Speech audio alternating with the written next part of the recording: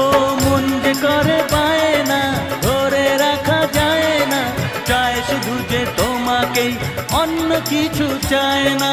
জানাই তোমাকে তা দুটি চোখের ভাষা, এই তো ভালোবাসা।